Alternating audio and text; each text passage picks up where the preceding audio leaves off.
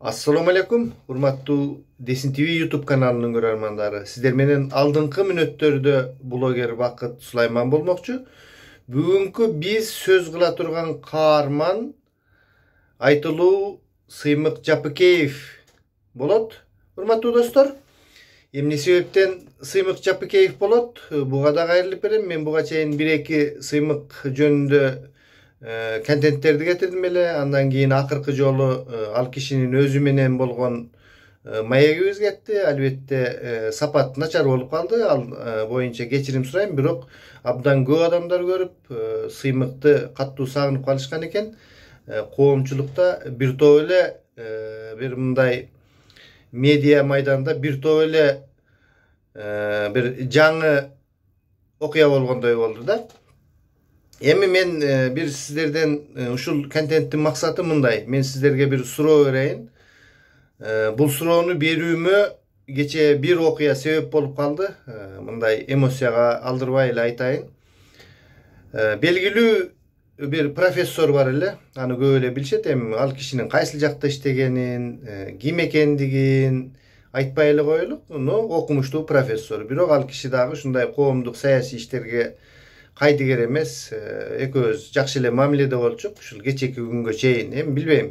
Дагы көрсөтөт жашоо деген аман эсен болсок кандай мамилелерде болобуз. Мен бирок кече күн аябай ал кишиге мындай каттуу сүйлөп койдумбу, же бир мындай жазып туруп айтып койдум дагы, анан кийин блоктоп койдум да. Эмне себеп болду? Ал киши мага чалыптыр.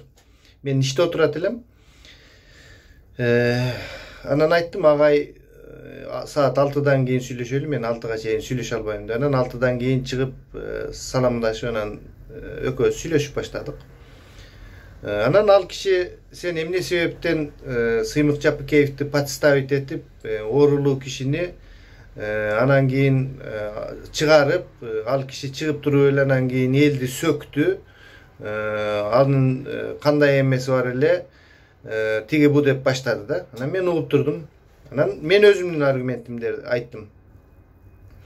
Эми мен Сыймыкты чыгарсам, биз Сыймык экөөбүз ага чейин телефон менен сүйлөшүп, анан макулдугу менен чыгаргам. Эми жанакы жерде Сыймык мындай сразу эле видеого тартып атканын эме кылбай калган экен.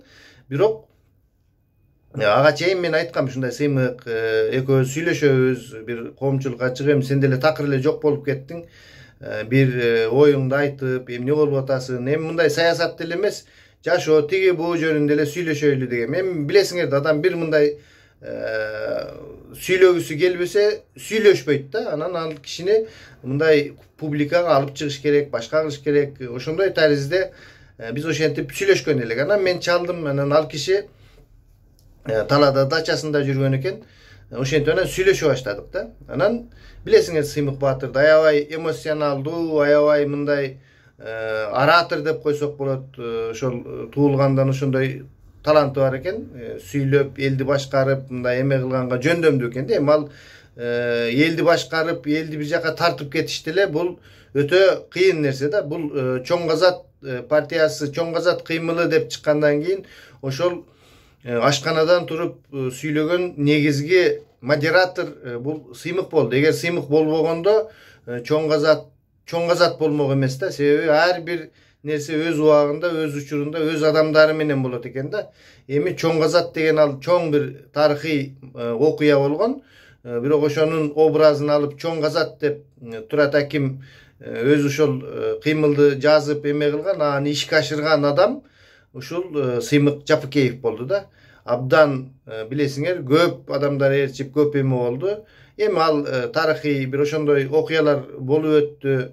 Анан азыр Сыймыкты көбү күнөөлөшүп, сен аны мынтпедиң, анан сен тигинтпедиң, сен элди алдап кеттиң, сен тигиндей мындай дешип аябай бир пикирлер бар да. Мен бул Чоң Казат жөнүндө көп деле эме кылбайт элем. Баягы Баткен окуясында ошол Чоң Казаттын жигиттери менен Баткенде мен чогуу болуп калдым. Асхат Осмонов, дагы Мурат, Чыңгыз деген балдар болуш керек эле. Мен көбүн унутуп калдым. Азыр Асхат менен гана байланышым бар да.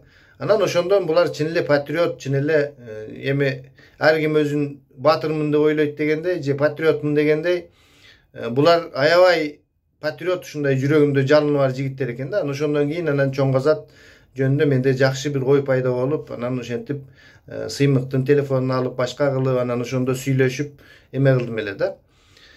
Сөз мейли ал өткөндө эмес, эми азыркын айталы. Анан тиги киши ошентип мага аябай каттуу бир эме кылды. Эмнеге чыгарасың, эмне мынтесиң да. Мен айттым, эмнеге чыгарбашым керек? Эл каалап турат. Эл ошончо комментарий жазгандардын бардыгын көрдүңүзбү? Көпчүлүгү чын эле сыймыкты мындай жакшы көрүшөт экен. Биз тигинде мындай дегени менен аны көрүүчүлөр, аны ошо электорат, аны карапайым адамдар өздөрү баалашат да ушундай. Комментарийге жазышат башкага. Мен эми комментарийлерди өчүрүп же башка кылган жокмун. Кээ бир жаман комментарийлерди блокко коюп койчу элем. Анда блокко да койбодум, чтобы мындай чындык картинасы көрүнсүн деп. Аябай көп просмотр кетти. Аябай көбүнчө сыймыктын бир мындай жакшы эме кылышты, сүйлөштү да, сыймык жөнүндө жакшы сөздөр болду. Эмнеси жаман дедим. Эми мен силерге бир суроо берейин деп атам да. Мен комментарийлериңиздерди өчүрбөйм, башка да кылбайм. Балким ошол агай көрсө көрөттүр, көрбөсө көрбөйттүр. Сөз мунун төркүнүндө эмес. Мен бир мындай коомчулук, эл, журт силерге бир кайрылып көрөйүн деп атам да, менин көрүүчүлөрүмө. Сыймыкка силер кандай баа бересиңер? Сыймыкты азыр мына силер айтып жүрөсүңөр, иштебей койду. Эми ал иштегидей же ген прокурор болуп, же болбосо ошол финполицияда туруп, же болбосо ушул аягына чейин азыркы бийликтин жанында туруп бир эме кылганда, анда ошол кишиден суроо болот эле да, сен мынтпей койдуң, анан сен тигинтпей койдуң деп. Биз деги эле болбой жаткан нерсени кимдир бирөөгө, бийликтегилерге же башкаларга эме кылганды жакшы көрөбүз да. Кимдир бирөө күнөөлүү болуш керек. Биздин жаман жашаганыбызга дагы, башкабызга дагы, керек болсо ачка калганыбызга дагы биз өзүбүздү эмес, өзүбүздүн иштешибиз керек, бала чаканы багышыбыз керек, изденишибиз керек, дайыма окуп турушубуз керек деген милдеттерди койбойбуз. Бизге ошондой сыймык же болбосо дагы бир сыйкырчы келип туруп, анан жанагындай сыйкырдуу таягы менен бир сүф-күф кылып койсо, анан биз жыргап кунап жатып калсак, же болбосо бизди бир жака малдай кылып айдаса, анан биз адам болуп кетсек деген бир ушундай бир парадигма бар да биздин башыбыздачы. Эми мен силерден суранайын, ушул сыймыкка баа бериңиздер.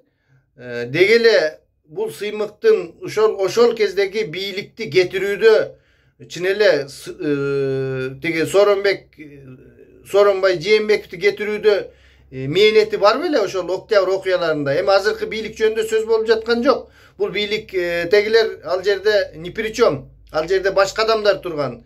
Сыймык, Элвира Сурабалдиевалар, жанакы Тилек Токтогазиевдер, жана башкалар аябай биз көп тааныбаган адамдар турганда, а бийлик ал кийин саясий окуялардын, саясий тизмектердин, саясий манипуляциялардын, элдин каалоосунун ошонун ичинде, элдин талабынын деп коелу. Себеби ошол кезде эң саясий куугунтуктарды көрүп түрмөдө отурган бир гана Садыр Нуркожоевич Жапаров болчу да. Эми бул тарыхый чындык.